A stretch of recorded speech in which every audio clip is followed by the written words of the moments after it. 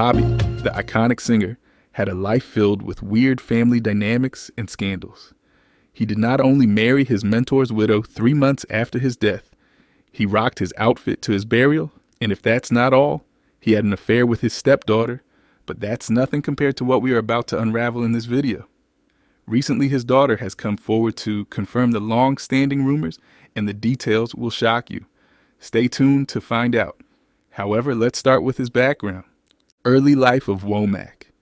Womack was born in the Fairfax neighborhood of Cleveland, specifically near East 85th Street and Quincy Avenue, to his parents Naomi, Womack, and Friendly Womack. He was the third son among 5 siblings, with older brothers, Friendly Jr. and Curtis, and younger siblings, Harry and Cecil. Growing up in the impoverished Cleveland slums, the family faced financial struggles and often had to scrounge for food, including fishing. Pig snouts out of the supermarket's trash. Womack frequently had to share a bed with his brothers, due to their tight living situation during his childhood. His mother saw his singing talent as a potential way for him to overcome the challenges of growing up in the ghetto. Stop and take a real good listen. Looking back on his early years, Womack noted the vast difference in lifestyle between his childhood and that of his children, emphasizing how his kids had a much more comfortable life than he ever could have imagined. Because the poor people don't carry no weight. Even if they all came together, they got to take care of He them. described the neighborhood as deeply impoverished, mentioning that the residents lived alongside rats without much concern. Growing up in a devout Baptist household, the Womack family was deeply immersed in various church activities. Their mother showcased her musical talents by playing the organ for the church choir, while their father had a multifaceted role as a steelworker, part-time minister, and musician who excelled in playing the guitar and singing gospel music. Despite their father's stern warnings against touching his precious guitar, all 5 brothers couldn't resist the temptation to sneakily strum the strings whenever he was away. One memorable incident involved 8-year-old Bobby breaking a guitar string and attempting to MacGyver a fix using a shoelace. When their father stumbled upon the broken string and the absent shoelace, instead of scolding Bobby, he decided to give him a chance to showcase his hidden talent by playing the guitar for him. This unexpected turn of events led to Friendly deciding to purchase guitars for each of his 5 sons as a way to nurture their passion for music. Interestingly, Bobby, being left-handed, ended up unknowingly playing his guitar upside down instead of having it restrung for a left-handed player. Most people go down, I'm going up. It's just taking the guitar, turning it upside down, and making all the chords. This unique approach to playing the instrument ultimately became Bobby's signature style and set him apart from his brothers, showcasing his natural talent and creativity at a young age. His career. In the mid-1950s, Bobby Womack, who was just 10 years old at the time, joined his brothers to form a group called the Womack Brothers, and they began performing on the Midwest gospel circuit. Along with Naomi on organ and Friendly Sr. on guitar, the family group had a unique sound that caught the attention of many. Their first break came in 1954 when they released the single Buffalo Bill under the name Curtis Womack and the Womack Brothers on the Pennant record label. The song received positive feedback, prompting the group to release more records in the following years. During one of their performances in the mid-1950s, the Womack brothers caught the eye of Sam Cooke, the lead singer of the Soul Stirrers. Cooke was impressed by their talent and took the young group under his wing, serving as their mentor and guiding them in their musical journey. With Cooke's support, the Womack brothers were able to secure national tours, including one with the Staple Singers. This exposure helped them gain popularity and expand their fan base outside of the Midwest circuit.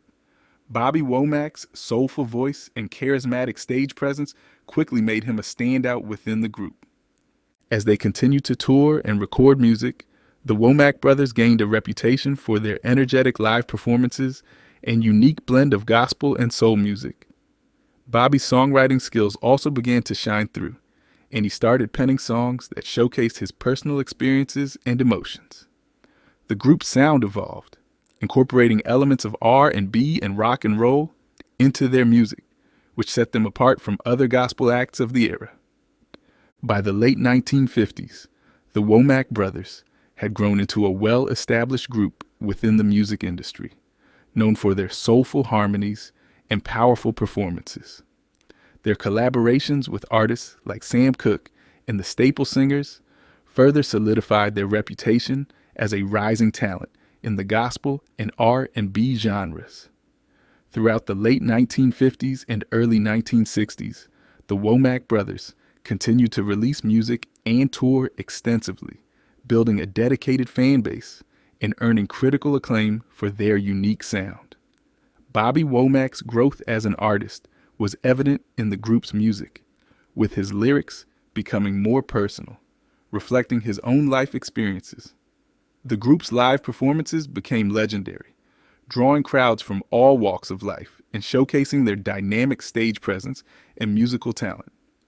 Despite facing challenges along the way, including lineup changes and industry pressures, the Womack brothers persevered and continued to make music that resonated with their audience. In the early 1960s, the Womack brothers' career reached new heights as they embarked on national tours and gained exposure on a larger scale. Their music began to cross over into the mainstream, attracting a diverse audience and expanding their fan base. As the 1960s progressed, the Womack brothers' music continued to evolve, incorporating new influences and styles into their sound.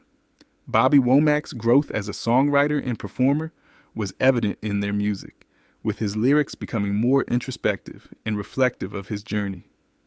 The group's live performances remained a highlight, with Bobby's soulful voice and engaging stage presence captivating audiences wherever they went. Their reputation as a dynamic and talented music group continued to grow, earning them respect and admiration from both fans and fellow musicians. By the mid-1960s, the Womack brothers had established themselves as a leading force in the gospel and R&B genres, with Bobby Womack at the forefront as a talented songwriter and performer. The group's collaborations with industry veterans further cemented their status as a respected and versatile music group. Although Curtis typically assumed the role of lead vocalist, Bobby was granted the chance to share the spotlight and showcase his deep baritone vocals, creating a striking contrast with his brother's velvety tenor. Bobby's performances also saw him embodying a preacher-like attitude, a persona that earned him a nickname that would become synonymous with his stage presence. Making a bold decision at just 16 years old, Bobby chose to forfeit his education by dropping out of high school. In the early 1960s, Cooke founded SR Records and signed the quintet to the label in 1961, marking the beginning of their music career. Through SR Records, they released a series of gospel singles, showcasing their talent and vocal abilities. After some time, Cooke decided to rebrand the group as the Valentinos, a move that would shift their focus from gospel music to a more secular soul and pop-influenced sound. He then relocated the Valentinos to Los Angeles, where they could explore new opportunities and expand their musical horizons. Cooke took on the role of producing and arranging the group's first hit single, Lookin' for a Love, which was a pop version of a gospel song they had previously recorded called Couldn't Hear Nobody Pray.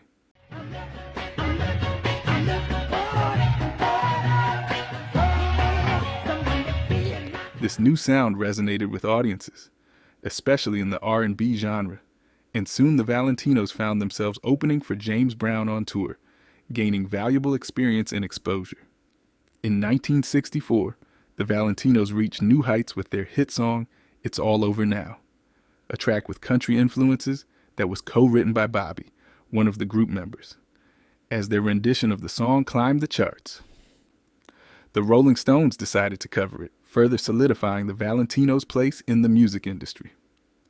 Womack was an integral member of Cooke's band, joining him on tours and in the studio from 1961 onwards.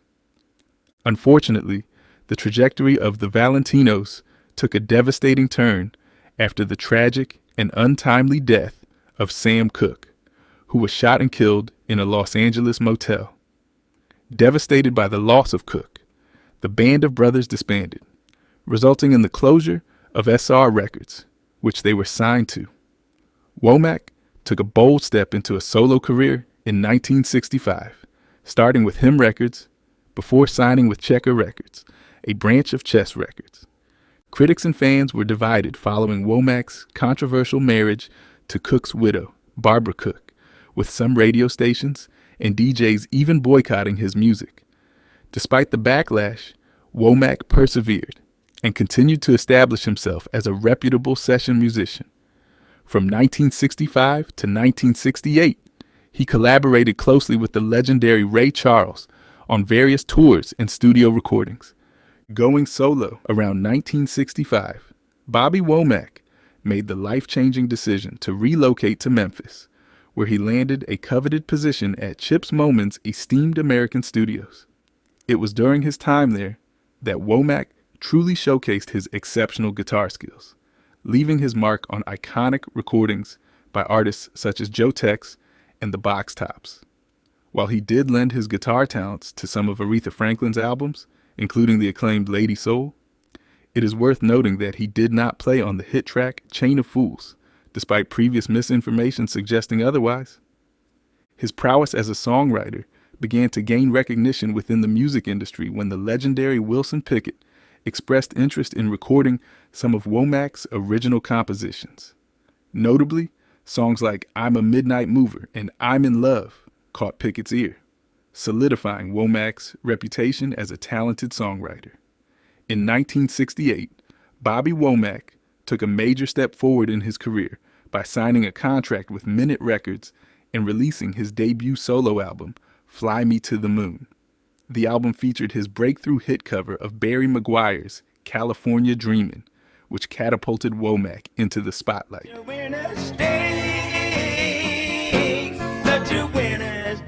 The following year, Womack embarked on a fruitful collaboration with Gabor Szabo, co-writing the instrumental track Breezin', which would later become a smash hit for George Benson. Additionally, Womack delved into the world of rock music, collaborating with esteemed artists such as Sly and the Family Stone and Janis Joplin. He lent his distinctive vocals and guitar work to the Family Stone's groundbreaking album There's a Riot Going On, and penned the poignant ballad Trust Me for Joplin's iconic album Pearl. Interestingly, Bobby Womack found himself among the last individuals to see Janis Joplin before her tragic passing, having paid her a visit shortly before her untimely death at the Landmark Hotel in Los Angeles, California. Following 2 additional albums released under Minute, Bobby Womack decided to transition to a new record label, United Artists, where he transformed both his appearance and musical style with the release of the album Communication. This album marked a significant breakthrough for Womack, as it featured his initial top 40 hits, That's the Way I Feel About Ya, which reached the 2nd position on the R&B charts and number 27 on the Billboard Hot 100 during the spring of 1972.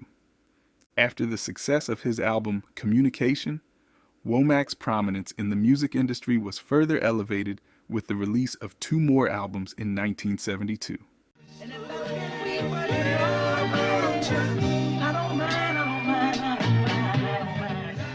The first of these albums, Understanding, gained recognition for the track I Can Understand It, which was later covered by the funk band New Birth and a trio of siblings from Bobby's former group, the Valentinos. Understanding also produced 2 hit singles, namely Woman's Gotta Have It and Harry Hippie. The latter song, originally written for Womack by Jim Ford in a country style, was rearranged by Womack into an R&B version. Harry Hippie went on to become Womack's first single to achieve gold certification. Additionally, Woman's Gotta Have It marked Womack's first single to reach the number 1 spot on the R&B charts. Following the success of Understanding, Womack released another notable album, the soundtrack for the blaxploitation film across 110th Street. The title track gained popularity upon its initial release in 1972 and was later featured in the opening and closing scenes of the 1997 film Jackie Brown. In 1973, Womack continued his streak of hit albums with Facts of Life, which included the top 40 hit Nobody Knows You When You're Down and Out, a song originally performed by Sam Cooke years earlier. Bobby Womack's musical career was on an upward trajectory, solidifying his status as a prominent figure in the music industry during this time. In 1974, Womack achieved significant success by releasing a revamped version of his initial hit single, Lookin' for a Love. This solo rendition surpassed the original Valentino's version, securing the second #1 spot on the R&B chart and reaching number 10 on the Billboard Hot 100. The track was part of the album Lookin' for a Love Again, which also included the moderately successful song You're Welcome Stop On By, later covered by Rufus and Chaka Khan. Following the tragic news of his brother Harry's passing, Bobby Womack's career began to experience a slowdown. Despite his efforts to continue producing albums with United Artists in 1975 and 1976, they did not reach the same level of success as his previous works.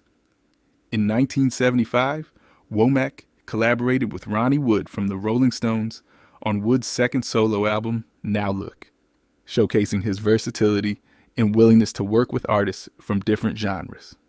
Additionally, in 1976, Womack organized a heartfelt charity event at the Hollywood Palladium to raise funds for his friend, the legendary singer Jackie Wilson, who had suffered a heart attack. This event not only showcased Womack's generosity and compassion, but also highlighted the deep connections he had within the music industry.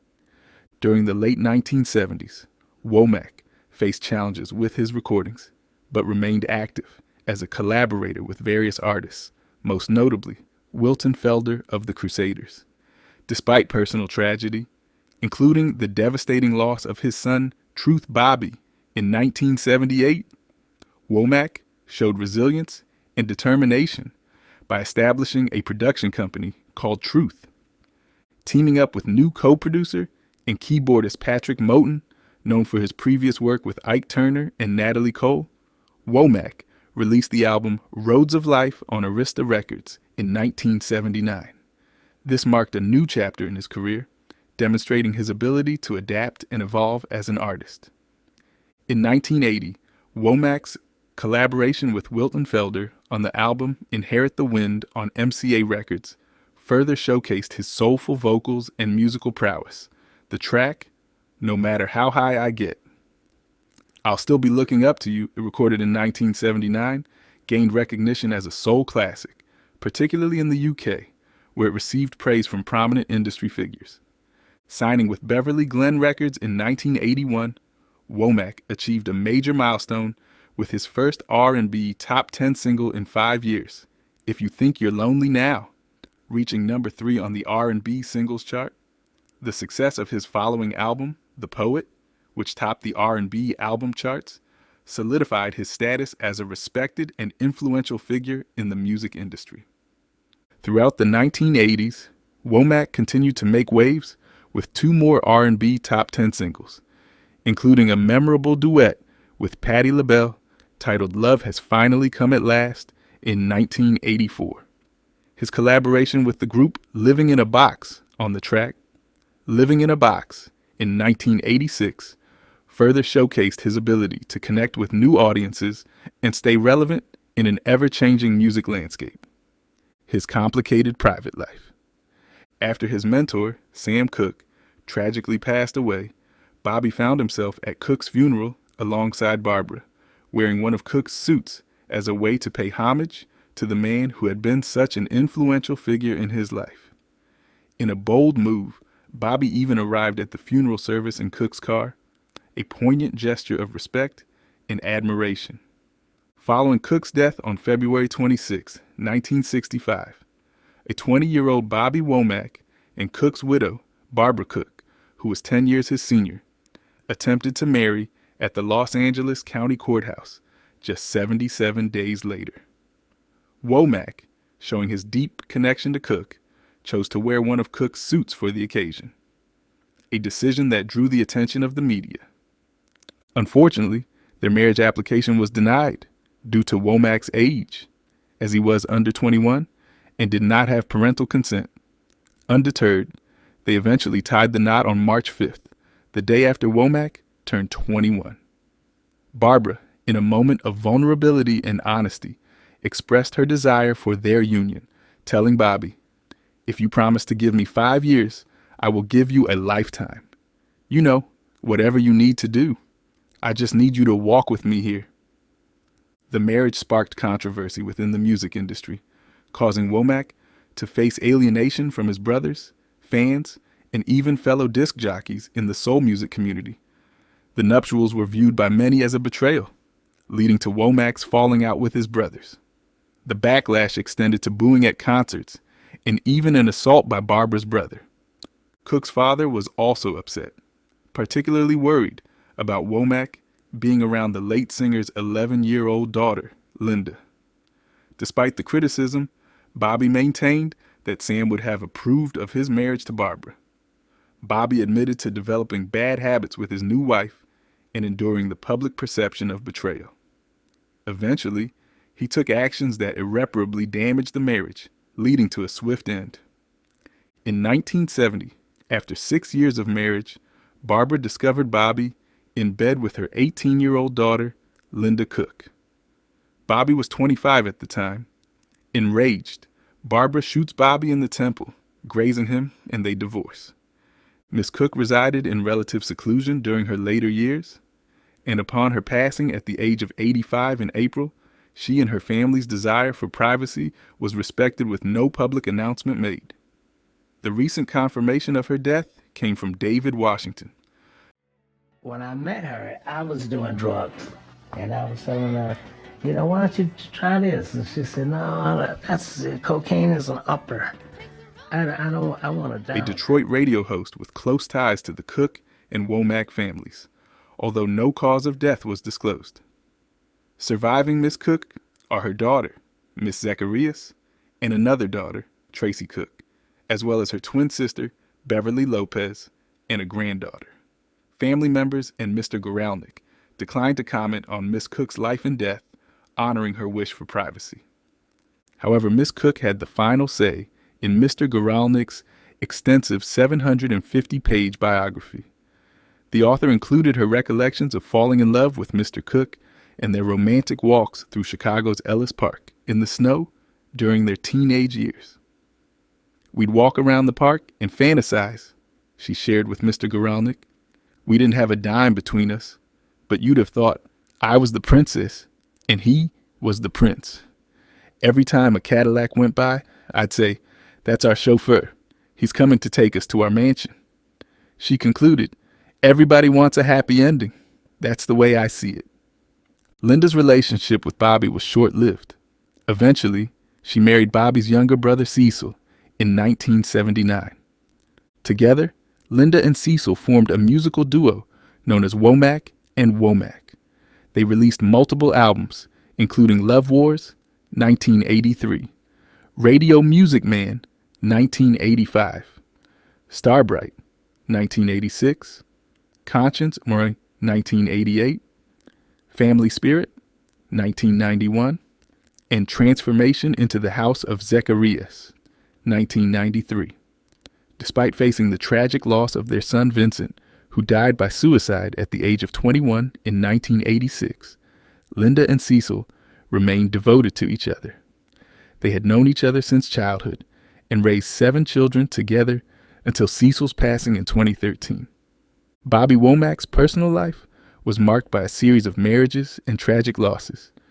At the age of 29, he married his second spouse, Evelyn Evans, who also served as his secretary. Later, he tied the knot with his third wife, Regina Banks, on December 31st, 1975, when she was just 19 years old. Together, they had 3 children, but their marriage hit a rough patch in the early 1990s when Regina left for New York. Despite the separation, they eventually reconciled and remarried in 2013. In terms of his children, Womack faced heartbreaking losses, with 3 of his 6 children passing away before him.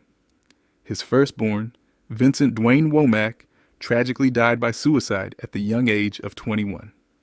Additionally, Barbara, his first wife, had 2 daughters from her previous marriage to Sam Cooke, Tracy, and Linda, and a son, Vincent Lance Cooke, who tragically drowned in the family pool at just 18 months old.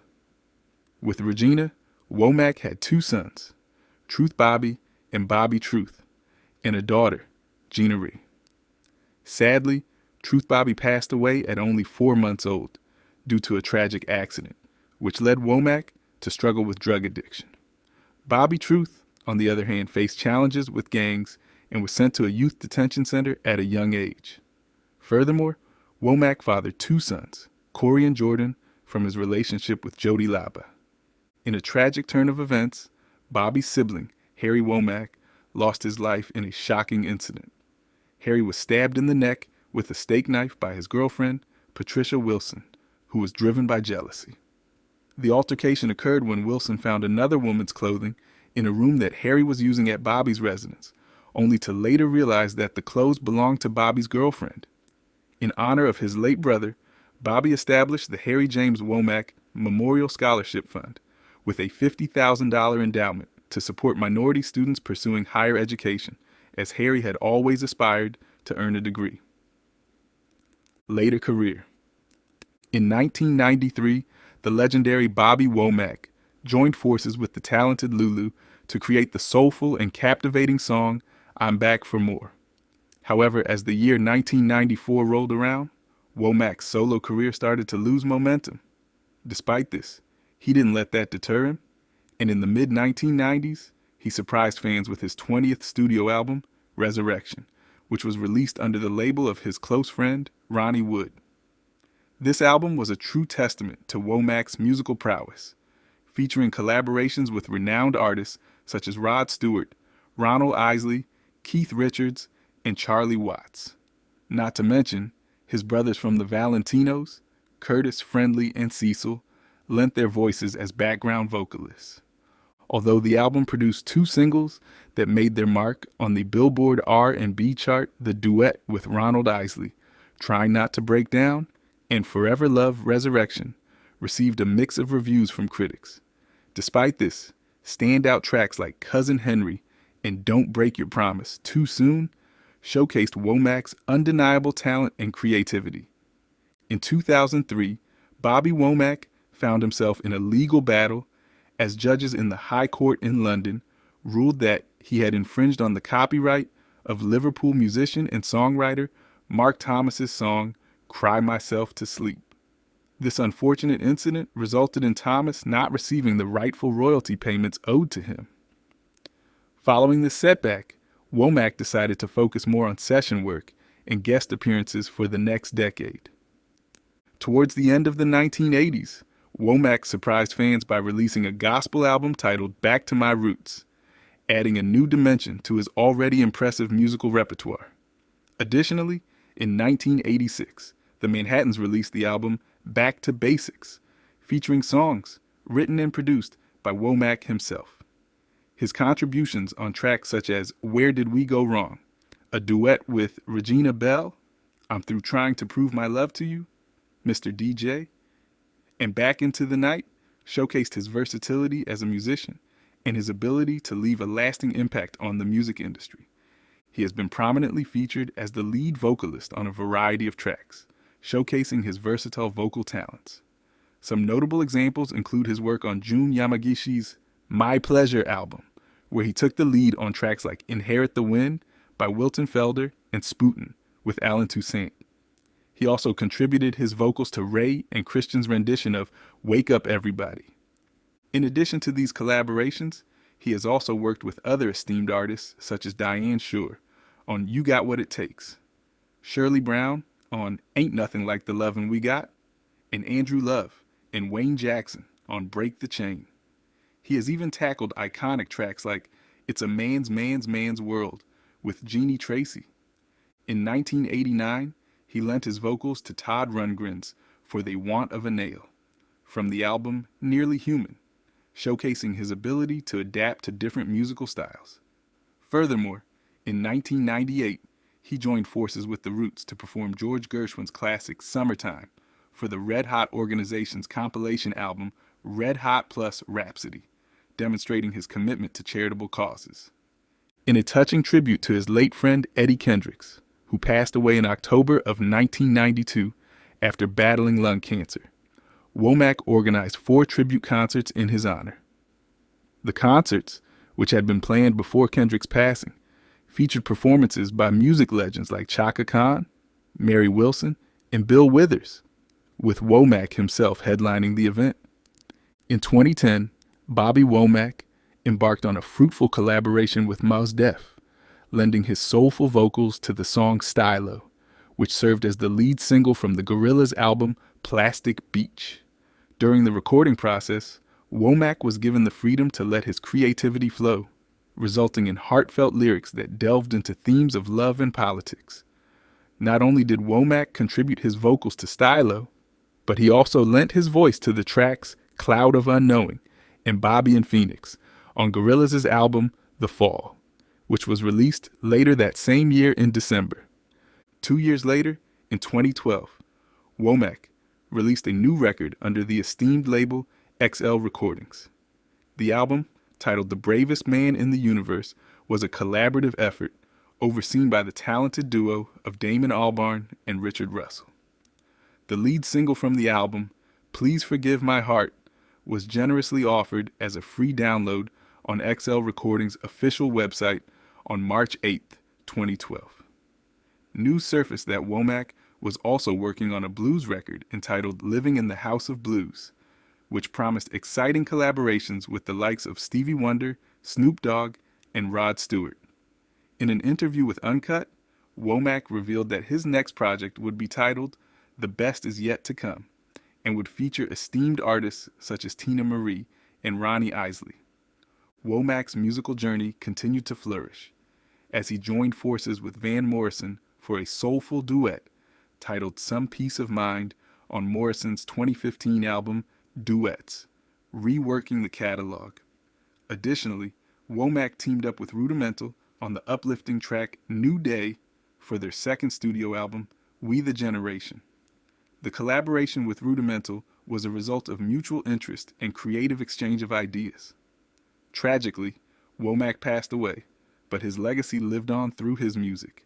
His wife graciously shared an a cappella vocal that Womack had recorded for Rudimental, and they lovingly crafted the track in his honor. Bobby Womack's final live performance took place on June 14, 2014, at the Bonnaroo Music Festival in Tennessee, leaving behind a lasting imprint on the music industry and the hearts of his fans. Drug addiction, health issues, and death. In his autobiography, Midnight Mover, Womack candidly discussed his extensive drug use. He admitted to starting to use cocaine in the late 1960s and engaging in drug-fueled activities with his close friend Sly Stone.